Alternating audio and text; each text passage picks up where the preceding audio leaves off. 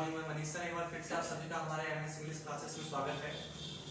हम कहते हैं ना बच्चों, जो सफलता है वह शक्ल देखकर कदम नहीं चूमती, यानी जो सफलता है वह शक्ल देखकर कदम नहीं चूमती, सफलता सिर्फ मेहनत की दीवानी होती है। कहते हैं कि जो सफलता है वह शक्ल देखकर कदम नहीं चूमती, सफलता तो सिर्फ मेहनत की दीवानी है। इसीलिए कहते हैं बच्चों, सिर्फ मेहनत करो। अगर आप मेहनत करोगे तो एक दिन सफलता आपकी कदम जरूर चूमेगी, जरूर चूमेगी। तो आइए आज हम बात करते हैं। हमने पिछली वीडियो में देखा, क्या देखा, प्रेजेंट परफेक्ट कंटीन्यूअस टेंस किस प्रकार से बनता है और उसमें क्या क्या चीजें होती हैं, वो सारी चीजें हमने पढ़ा उसमें और समझा। मुझे उम्मीद है कि आप सभी बच्चों ने उसे क्या है अच्छी तरीके से पढ़ा भी होगा और उसे देखा भी होगा, समझा भी होगा और उसमें दिए गए होमवर्क को भी कंप्लीट किया होगा। तो आइए आज जो नेक्स्ट टॉपिक है, नेक्स्ट टॉपिक की ओर हम बढ़ते हैं और नेक्स्ट टॉपिक बहुत ही मजेदार है। हमने प्रेजेंट के चारों पार्ट्स पढ़ लिए थे, present indefinite, present continuous, present perfect और प्रेजेंट परफेक्ट कंटीन्यूअस। आज हम बात करेंगे पास्ट। क्या बाबू?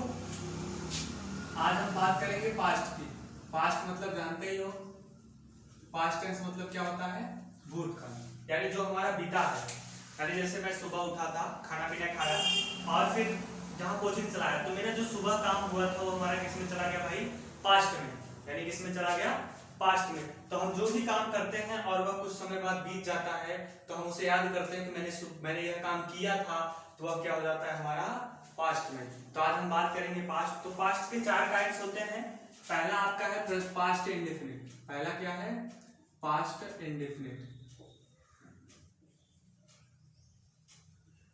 पहला है वो पास्ट इंडेफिनिट टेंस।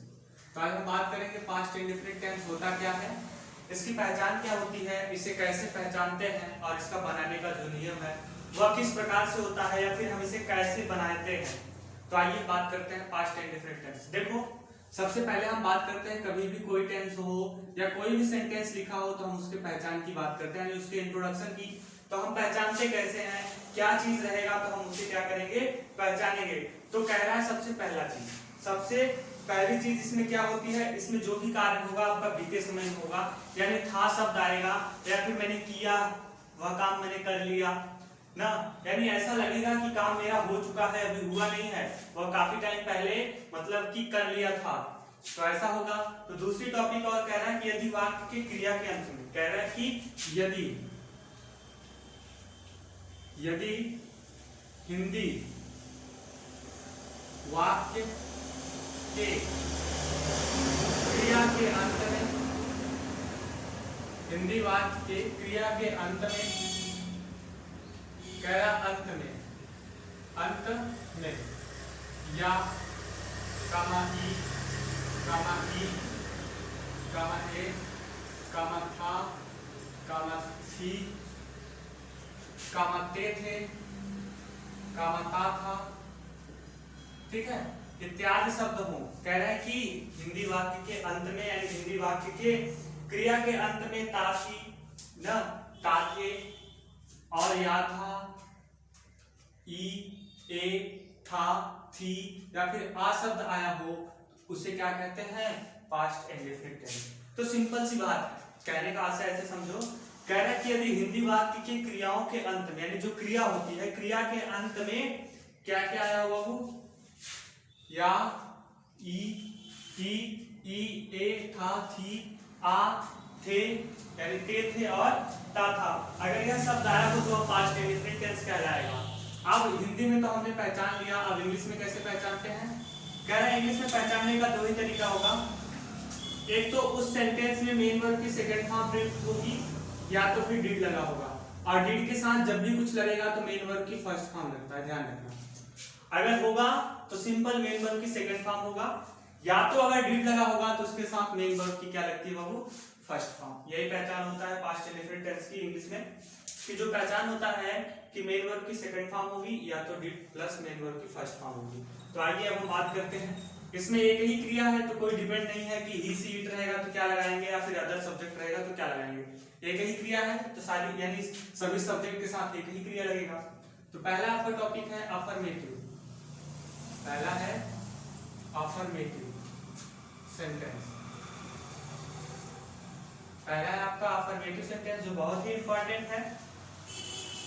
तो अफर्मेटिव सेंटेंस है तो कह रहा है जो इसका रूल होता है बाबू, कह रहा है कि जो इसका रूल होता है सबसे पहले आपका क्या होता है सब्जेक्ट, अब उसके बाद आप इसमें लगाओगे मेन वर्ब की सेकंड फॉर्म। अभी मेन वर्ब की सेकंड फॉर्म क्या होती है मैंने आपको बताया भी है कि आप हमारे क्या है कि प्लेलिस्ट में जाइए और उसमें प्लेलिस्ट नाम से होगा, मीनिंग के नाम से उसमें टच करिए और देखेंगे लिखा होगा वर्ब के रूप या वर्ब के फॉर्म या फॉर्म्स ऑफ वर्ब, ऐसे नाम से होगा। उसमें आपको फर्स्ट फॉर्म, सेकंड फॉर्म और थर्ड फॉर्म मिल जाएगी, तो वहां से आप उसे देख लीजिएगा। सब्जेक्ट प्लस मेन वर्ब की सेकंड फॉर्म प्लस ऑब्जेक्ट और क्या बाबू ईटीसी लास्ट में फुल स्टॉप। ये है अफर्मेटिव का स्ट्रक्चर कि जब भी आप कोई भी सेंटेंस होगा तो सबसे पहले सब्जेक्ट लिखेंगे, फिर उसके बाद मेन वर्ब की सेकंड फॉर्म, फिर ऑब्जेक्ट और ईटीसी। जैसे कहा जाए एग्जांपल के तौर पे समझिए, तुमने मुझे एक कलम दिया, यही सेंटेंस लिखा है, तुमने मुझे एक कलम दिया। अंत में हमने देखा क्या शब्द आया बाबू, या शब्द आया है, या शब्द आया है। इसका मतलब कौन सा टेंस हुआ, पास्ट इंडिफरेंट टेंस हुआ। पास्ट इंडिफरेंट टेंस है तो बनाने का नियम ये अफर्मेटिव है, तो हमने कहा सबसे पहले सब्जेक्ट चाहिए, तो सब्जेक्ट क्या है, मुझे एक कलम दिया, किसने दिया, तुमने, तो तुमने का क्या होता है यू हो गया। अब इसमें कौन सा काम हो रहा है, देना, देना का मतलब होता है गिव, गिव का सेकंड फॉर्म क्या हो जाएगा गिव, यू गिव। अब किसे दिया, मी मतलब मुझे दिया, क्या दिया, एक कलम यानी ए पेन, तो हो जाएगा you give me a pen. तो बात समझ में आई। दूसरा जैसे कोई सेंटेंस ले लेते हैं, उसने खाना खाया, यही सेंटेंस लिखा है उसने खाना खाया, तो भाई किसने खाना खाया, उसने, तो उसने क्या होता है ही। अब हमें इसके बाद चाहिए मेन वर्ब की सेकंड फॉर्म से कौन सा काम हुआ, खाया, खाया क्या होता है ईट, और ईट का सेकंड फॉर्म होता है एट, एटी, और क्या खाया भोजन, तो क्या हो जाएगा फूड। बात समझ में आई आपको, बहुत ही सिंपल है बाबू, बस समझने की बात है। जैसे लिखा जाए, उसने पत्र लिखा, उसने एक पत्र लिखा, उसने एक पत्र लिखा, तो भाई लिखा तो कौन सा टेंस हो गया, पास्ट इंडिफरेंट। उसने, तो उसने क्या हो जाएगा ही। अब इसमें कौन सा काम हो रहा है लिखना, तो लिखना क्या होता है राइट, सेकंड फॉर्म क्या हो जाएगा रोट और लेटर, ये बन गया आपका पास्ट में इंडिफरेंट। दूसरा आज ये देखते हैं, ये फर्स्ट टॉपिक था अफर्मेटिव का, इसे नोट कर लीजिए। फिर हम दूसरे टॉपिक की ओर बढ़ते हैं, चाहे स्क्रीनशॉट ले लीजिए वीडियो रोक करके, या फिर आप इसे कॉपी में फटाफट उसी टाइम नोट करते रहिए। और हम बोलते हैं, कई बार भी बोल चुके हैं कि जब भी हम पढ़ाई करें तो आप अपने साथ कलम कॉपी लेकर के ही बैठें, क्योंकि बहुत सारी ऐसी इंपॉर्टेंट चीजें होंगी जो आपको क्या है नोट करना पड़ जाएगा, तो हमेशा आप लोग अपने साथ कलम और पेज लेकर के बैठें। अगले टॉपिक है नेगेटिव सेंटेंस, कह रहा है कि अगले टॉपिक है नेगेटिव सेंटेंस। अगले टॉपिक है नेगेटिव सेंटेंस। हमने बात की अफर्मेटिव, अफर्मेटिव सेंटेंस में क्रिया की सेकंड फॉर्म लगती है, लेकिन नेगेटिव में हम क्या लगाएंगे डिड, और जब डिड का प्रयोग करेंगे तो उसके साथ हमेशा मेन वर्ब की क्या प्रयोग होगी बाबू, फर्स्ट फॉर्म। क्या प्रयोग होगी, फर्स्ट फॉर्म। जिसका स्ट्रक्चर होता है सबसे पहले सब्जेक्ट लिखेंगे, उसके बाद आपको डिड लगाना होगा, डिड के बाद आप लगाएंगे नॉट, फिर उसके बाद जो भी कार्य होगा उसका हमेशा फर्स्ट फॉर्म लिखेंगे, फिर ऑब्जेक्ट और क्या ईटीसी, लास्ट में फुल स्टॉप। ये होता है आपका स्ट्रक्चर। इस स्ट्रक्चर में आपको हमेशा बैठाना है और लिखना है। तो देखो जैसे मान लो कोई सेंटेंस लिखा हो, मैंने लिख दिया तुमने मुझको एक कलम नहीं दी, यानी तुमने मुझको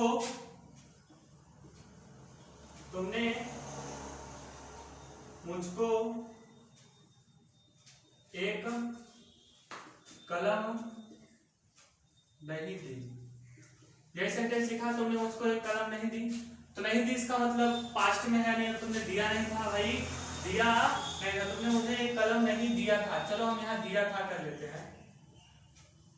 अब बात समझ में आई, तुमने मुझे एक कलम नहीं दिया था, तो भाई नहीं दिया था ना, अब क्या करेंगे, कौन सा टेंस हो गया, पास्ट में। नहीं दिया था या नहीं दिया ऐसे भी कर सकते हैं, कोई दिक्कत नहीं है।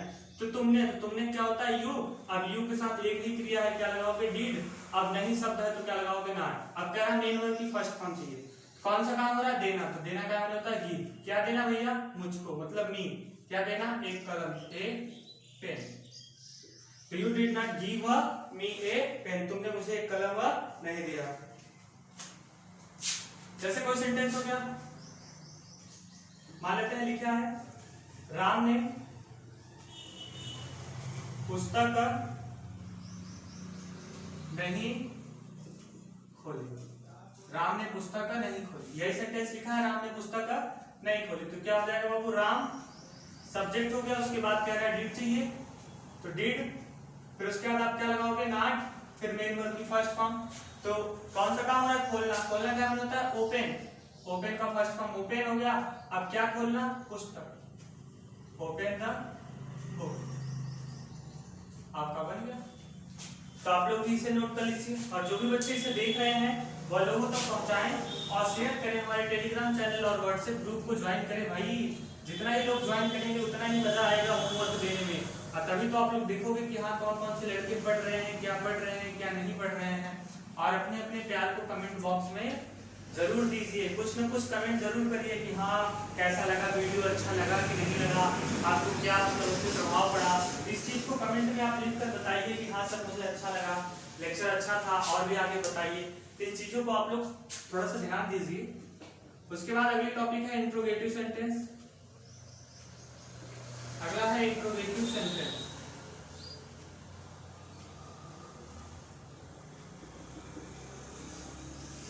इंट्रोगेटिव में टाइप फर्स्ट होता है, मैंने आपको पहले भी कई बार बता चुका है टाइप फर्स्ट क्या होता है। जब कोई भी हिंदी का वाक्य क्या से शुरू होता है तो उसे टाइप फर्स्ट कहते हैं। जब हिंदी का वाक्य क्या से शुरू हो तो टाइप फर्स्ट कहते हैं। तो उसे बनाने का नियम क्या होता है बाबू, सबसे पहले हेल्पिंग वर्ब लिखेंगे क्या डिड, उसके बाद आपको क्या लगाना होता है सब्जेक्ट, फिर उसके बाद नॉट, यानी डिड सब्जेक्ट, फिर उसके बाद नॉट, फिर उसके बाद आप क्या लगाओगे मेन वर्ब की फर्स्ट फॉर्म प्लस ऑब्जेक्ट और फिर ईटीसी लास्ट में क्वेश्चन मार्क। मैंने आपको कितनी बार कहा है कि क्वेश्चन मार्क बहुत ही इंपॉर्टेंट होता है, कि क्वेश्चन मार्क नहीं लगाएंगे तो सारा मजा बिगड़ जाएगा। तो क्वेश्चन मार्क बहुत ही इंपॉर्टेंट होता है। तो जब हिंदी का वाक्य क्या से शुरू होगा और अगर वह पास्ट इंडेफिनिट टेंस है तो सबसे पहले आप क्या लगाओगे डिड, और डिड से ही स्टार्ट करोगे। जैसे कोई सेंटेंस मान लो मैंने लिखा, क्या लिखा बाबू,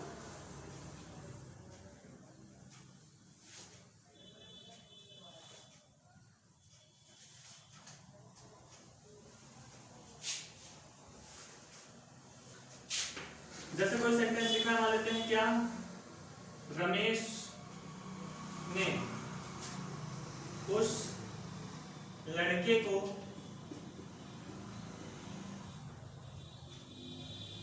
पीटा, यही सेंटेंस लिखा है क्या, रमेश ने उस लड़के को पीटा। एक सेंटेंस और लिख लेते हैं,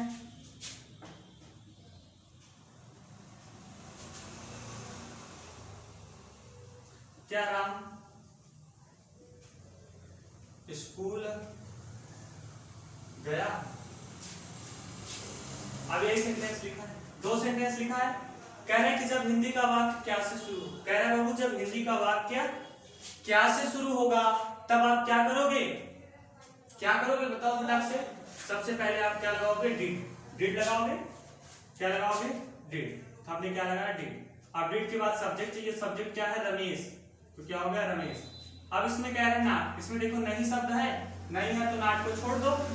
फिर मेन वर्ब चाहिए, तो मेन वर्ब इसमें कौन सा काम हो रहा है बताओ भाई, पीटना, पीटना का मतलब होता है बिट, बीईटी बिट। अब कह रहा है किसे पीटा, उस बॉय को, तो क्या हो जाएगा दैट बॉय।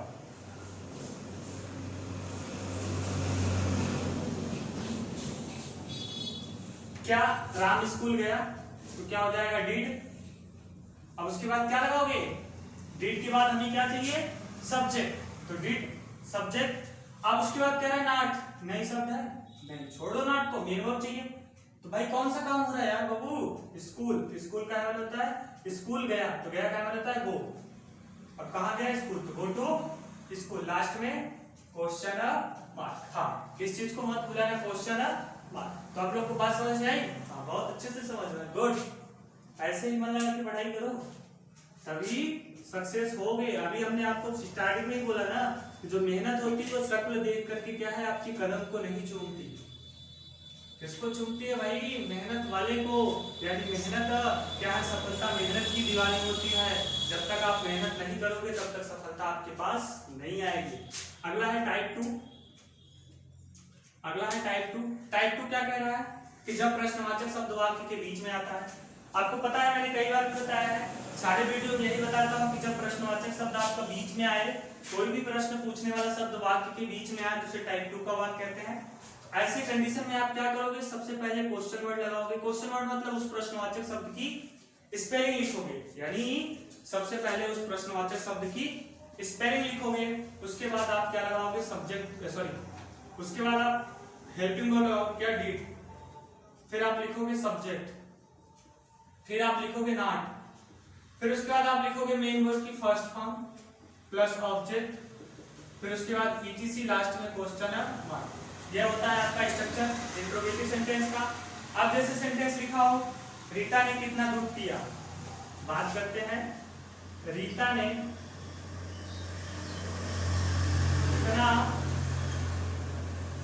दूध पिया। यही सेंटेंस है, रीता ने कितना दूध पिया। तो भाई कितना क्वेश्चन वर्ड है ना, तो अब हम यहाँ क्या लगाएंगे? हाउ मेनी या हाउ मच। बोलो भाई, क्या लगाएंगे? जल्दी बोलो, जल्दी जल्दी। हाउ मच, क्या लगाएंगे? How much. गुड। क्यों लगाएंगे बाबू? क्योंकि कितना के बाद यहाँ दूध आया है, और दूध एक ऐसा नाउन है जिसे हम गिन नहीं सकते। अगर गिनने वाला नाउन ना हो तो हम हाउ मच का प्रयोग करेंगे, और गिना जाने वाला नाउन हो तो क्या करेंगे? हाउ मेनी का। तो हाउ मच। अब इसके बाद हमें क्या चाहिए? इसके साथ आया हुआ नाउन, तो हाउ मच मिल्क हो गया। अब उसके बाद सहायक क्रिया लिखेंगे, क्या? डिड। अब क्या लिखेंगे? सब्जेक्ट क्या है? रीता। अब कह रहे हैं कि नॉट चाहिए, देखो नहीं शब्द है, नहीं तो छोड़ दो। मेन वर्ब से कौन सा काम हो रहा है? पीना, तो क्या हो जाएगा? ड्रिंक। लास्ट में क्वेश्चन मार्क। लास्ट में क्या हो जाएगा बाबू? Question mark.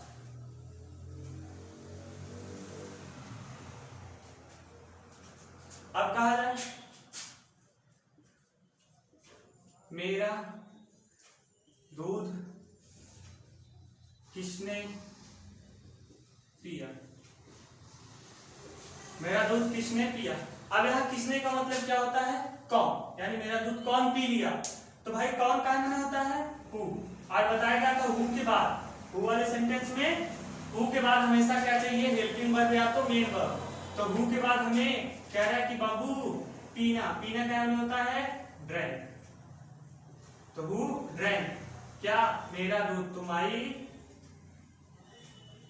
मिल्क। लास्ट में क्वेश्चन। ये चीज आपको नहीं समझ में आई क्या? अच्छा, इतना तो समझ में आया। देखो, नोट कर लो। हु वाला बता ही देते हैं आपको। देखो, हु के लिए क्या है? सॉरी, हिंदी में लिखते हैं कौन के लिए। फिर से एक बार बता रहा हूं, बड़े ध्यान से देखना। कौन के लिए, कौन का माने होता है बाबू? हु। तो जब सेंटेंस में हु आया हो तो हु के बाद आपको क्या लिखना है? मेन वर्ब की सेकंड फॉर्म प्लस ऑब्जेक्ट, और क्या? ईटीसी, लास्ट में क्वेश्चन मार्क। अगर हु होगा अफर्मेटिव में, तब जैसे यहां सेंटेंस लिखा था, देखो हु हो गया मेन वर्ब की सेकंड फॉर्म, तो पिया सेकंड फॉर्म, फिर ऑब्जेक्ट माई मिल्क हो गया। अगर निगेटिव है, नॉट हो तो, नॉट हो तो क्या करेंगे? हु, फिर उसके बाद आपको क्या लगाना है? डिड, फिर not, object plus etc, last में क्वेश्चन। इस प्रकार से जैसे सेंटेंस लिखा है,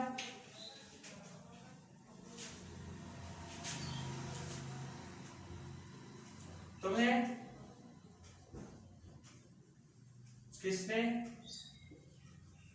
पुस्तक नहीं पढ़ाया। यही सेंटेंस लिखा हो, तुम्हें पुस्तक किसने पुस्तक नहीं पढ़ाया, फिर तुम्हें पुस्तक किसने नहीं पढ़ाया। तो किसने का मतलब कौन, तो क्या लिखोगे? हु। जब हमने कहा नहीं शब्द आएगा तो नीचे वाला तो हु, उसके बाद आप क्या करोगे? डिड, फिर नॉट, फिर क्या चाहिए? इसमें छूट गया थोड़ा सा, नॉट के बाद मेन वर्ब की फर्स्ट फॉर्म प्लस ऑब्जेक्ट। तो भाई अब मेन वर्ब चाहिए, तो कौन सा काम हो रहा है? रीड। पढ़ाया है, तो पढ़ाया क्या मैंने होता है?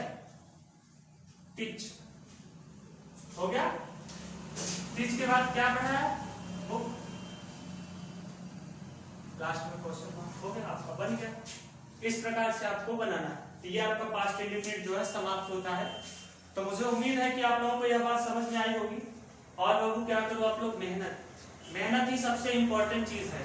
जब तक आप लोग मेहनत नहीं करोगे तब तक सफल नहीं होगे। आप देखो, जैसे मैं आपको ही अपने ही बारे में बताता हूँ। अब हम लोगों का क्या है, जैसे कि अब हम लोग डिप्लोमा करते हैं, डिप्लोमा के स्टूडेंट हैं, तो हम लोगों का क्या हुआ है कि हम लोगों में पेपर नहीं हो रहा है, प्रमोट हो गए, तो क्या हम लोग पढ़ाई छोड़ देंगे? नहीं, पढ़ाई नहीं छोड़ सकते ना, क्योंकि आगे हमें पढ़ना है, अच्छे से चीजों को जानना है। इसलिए हम लोग बुक्स लाए हैं, अपने घर पे खुद स्वयं पढ़ते हैं। हमारे टीचर्स लोगों ने कहा कि जो आप लोगों को अपने से पढ़ना है पढ़ लीजिए, आप लोग का एग्जाम नहीं होगा। तो आप एग्जाम नहीं होगा तो इस खुशी में हम लोग एंजॉय तो नहीं कर सकते ना। पढ़ते हैं बाबू, पढ़ते हैं, मेहनत लगा के मन लगा के पढ़ते हैं, क्योंकि आगे हमें, अगर हम इस चीज को जैसे कक्षा 10 में कहा जाए कक्षा 10 का पेपर नहीं होगा, तब आप मत पढ़ो। नहीं पढ़ोगे तो 11th में जाओगे, जब एक सीढ़ी आप दाग के कभी भी, अगर एक सीढ़ी है, अगर एक सीढ़ी को आप दाग करके चढ़ोगे, ये सीढ़ी हो गया और ये सीढ़ी है, अगर आप इस सीढ़ी से डायरेक्ट इस सीढ़ी पे छलांग लगाओगे तो कुछ तो प्रॉब्लम होती है ना। जैसे किसी का पैंट फट सकता है नीचे से भाई ना, किसी का पैंट फट सकता है, कोई सड़क के गिर भी सकता है। तो ऐसा मत करो भाई, आपका पेपर नहीं होगा तो कोई दिक्कत नहीं, आप इस सीढ़ी पर चढ़ के तो जाओ। चढ़ के जाने से फायदा क्या है ना, आपको कोई अच्छा फायदा ना हो, मान लो नुकसान भी कुछ है कि भाई इस सीढ़ी पे चढ़ के जाओगे तो नुकसान होगा, नहीं है ना, फायदा ही फायदा है। क्या फायदा है? आप डायरेक्ट छलांग लगा देते तो आपका पैंट हो सकता है फट जाए, गिर भी सकते हो, और इसके से क्या होगा, नहीं गिरोगे, आराम से चढ़ोगे। तो वैसे ही बाबू पढ़ाई करो, जब पढ़े रहोगे तो आगे चल के एग्जाम, कॉम्पिटिटिव एग्जाम में बैठोगे ना, ये चीजें कक्षा 10 की ट्रांसलेशन वगैरह जो है पूछे जाते हैं। अब क्या होता है, बड़े बड़े बच्चे हो गए, अभी मैं हाल ही में बोलता हूँ, एक लड़का 12th में पढ़ता था, कहता था सर मुझे ट्रांसलेशन बता दीजिए। भाई 12th का सिलेबस इतना बड़ा होता है, मैं तो ट्रांसलेशन नहीं बता सकता ना, वहां सिलेबस पढ़ाएंगे कि ट्रांसलेशन पढ़ाएंगे आपको। इसीलिए कहते हैं कि ट्रांसलेशन बी मस्ट, इसे जानो और समझो। आप अगर 6 से 8 के बीच में अगर पूरा टेंस हर एक चीज जान लेते हो तो 9th 10th 11th और 12th में आपको ट्रांसलेशन जानने की आवश्यकता नहीं है। फिर अगर टेंस जानने के बाद जो बचता है बड़ी बड़ी चीजें, यूजेज, हम उसे पढ़ेंगे नेक्स्ट क्लास में। कभी कहते हैं ना कि मेहनत करो, मेहनत ही सबसे इंपॉर्टेंट चीज है, तो आप लोग मेहनत करिए। और फिलहाल आज के लिए इतना ही, नेक्स्ट डे हम नेक्स्ट टॉपिक लेकर के चलेंगे, इतना समझिएगा। थोड़ा सा टास्क लिख लीजिए, टास्क मतलब कुछ इंपॉर्टेंट क्वेश्चन जैसे है, क्या राम ने पुस्तक नहीं पढ़ी? क्या राम ने पुस्तक नहीं पढ़ी? क्या तुम्हारे भाई ने फल भेजे थे? क्या तुम्हारे भाई ने फल भेजे थे? इन बच्चों ने दूध नहीं पिया। इन बच्चों ने दूध नहीं पिया। उस कुत्ते ने किसी को काटा। उस कुत्ते ने किसी को काटा।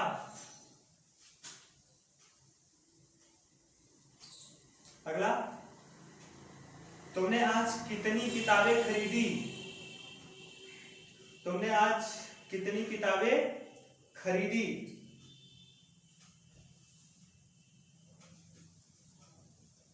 तुमने यह कविता कैसे याद कर ली?